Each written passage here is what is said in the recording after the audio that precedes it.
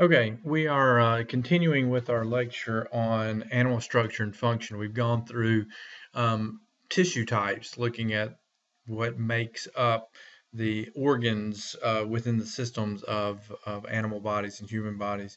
And we've gone through two major tissue types, the epithelial and the connective, which is a very diverse group of tissues. The next tissue type that we're going to look at is muscle tissue. Muscle tissue is diverse, but not as diverse as connective tissue. There are basically three types of muscle tissue. They all have very similar function, and that's elasticity or movement of. So these types of tissues have or allow for a lot of movement of the organs they're attached to, or the structures they're attached to. There's three types, and they're basically grouped based on where they're located. The skeletal muscle tissue is named basically because it is located on the skeleton. It attaches the skeleton together, and this is what allows for movement of the skeleton itself. The skeletal muscle tissue, which this shows a little insert of the cells, have striations. Striations are these, you see these strands, these lines that run in. This is a cell, one cell here. The nucleus is found along the side there. But the striations are these lines or segments that are on the cells. And those segments are what kind of allows for stretching or movement. Called striations. So skeletal muscles have striations. The next type of muscle tissue is cardiac muscle tissue. Cardiac muscle tissue is part of the cardiovascular system, which is it has the pump of the heart. The heart is a pump that pumps blood. We'll get to the system a little bit later, but the heart is made up of this muscle called cardiac muscle. Now, cardiac muscle is similar to skeletal muscle in that it has lines and it has striations because we have to have a lot of movement, but it also has these branches. So these branches are where two cells kind of join. Sorry about that, where two cells kind of join together. So cardiac muscle has striations and it has branching. The branching kind of branches off and it almost kind of interweaves together, just forming a strong mass of tissue. The cardiac muscle does. And cardiac muscle has to be very strong because the heart has to pump 24 hours a day. So it has to be the strongest tissue that we have. So that's part of the design of this tissue, is to last a long time. And so the cardiac muscle does last a long time, and due to the striations and the branching of the cells. The third type of muscle tissue that we have is called smooth muscle tissue. And as that name implies, its cells are smooth. It does not have striations like the skeletal and cardiac muscle do. There's no striations. It is smooth, which means that this tissue is not going to have as much flexibility. It still has flexibility because it's muscle tissue, but not as much. So mostly what this type of muscle tissue is involved in is involuntary muscle action. So we see this type of muscle tissue in a lot of in like the digestive system. It lines a lot of the digestive tract, and it helps food move along the digestive tract. So it's slow moving. It moves in kind of what's called a wave-like action. We'll get to that in digestion in a little bit. But that's the three types of muscle tissue: skeletal, cardiac, and smooth. All right, our last type of muscle tissue is nervous tissue. Nervous tissue is, of course, makes up our nervous system. And our nervous system is a network of tissue that runs all throughout our body. It accepts impulses from nerve endings and it transmits impulses to and from our brain. So these impulses are interesting. Again, we have a chapter on the nervous system.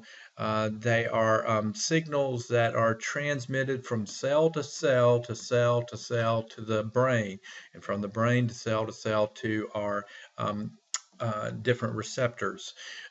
So we have but there's only one type of tissue, one type of cell that makes up all of the tissue of the nervous system.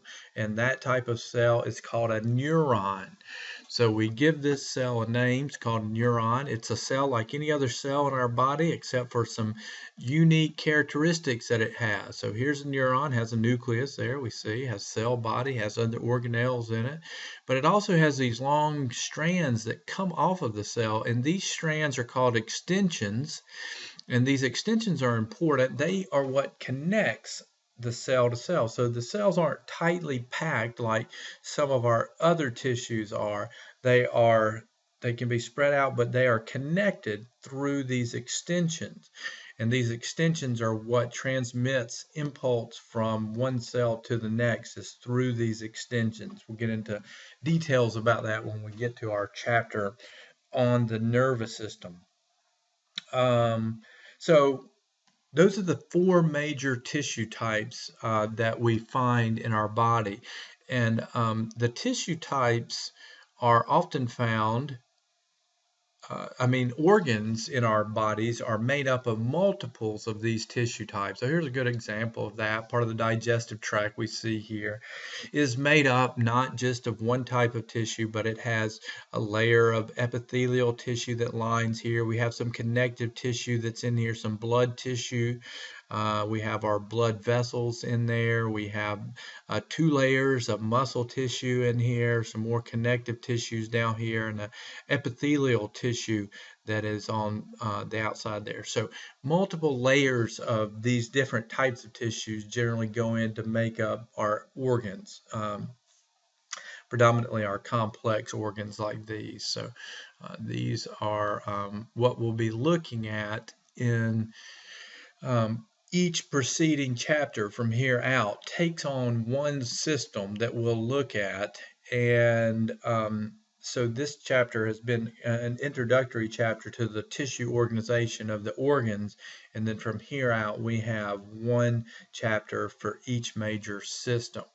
So we'll be looking at all these systems here: circulatory, the muscular, we have the reproductive, the integumentary system, and digestive system. So we'll be looking at all of those systems as we go through.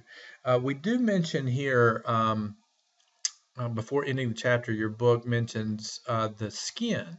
The skin is, we already mentioned, it's epithelial tissue. There's 2 layers of epithelial tissue, the epidermis and dermis. And the skin is very unique and it's very important. And sometimes it is referred to as a system among itself. It's sometimes called the integumentary system. So sometimes the integumentary is referring to the outer layer. And so the integuments, the outer covering of whatever animal, or in the skin of the human here, we're talking about this 2 layers of epidermal tissue, the epidermis and the dermal tissue. And it's very important. We see within that, we see a lot of different types of tissues that run in, but it's very protective. The skin is. It protects the body, and it secretes certain things. So it's an important structure of the body. The other thing we mentioned about these systems is one of the main things that these systems do is help us to survive with the outside environment and exchange things with the outside environment. And so this is very important that these systems do. In order for us to survive, we have to take in gases from the outside environment. We have to breathe in oxygen. We have to breathe out carbon dioxide.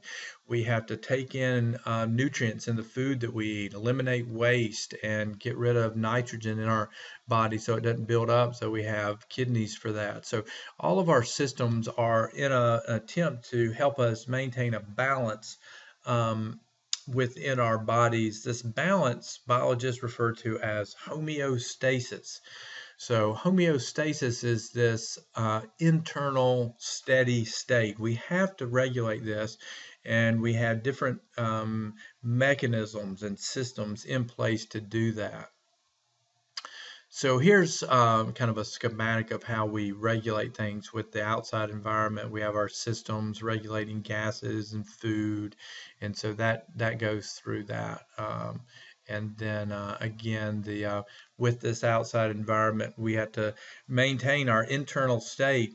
Our internal state would be like our body temperature, our water level inside of our body, our nutrient level. And so we have different ways of dealing with this and maintaining these internal states. Sometimes there's behaviors like adding clothes when we're cold, or animals may migrate, things like that. So there's behaviors, but there's also mechanisms like the pancreas releasing uh,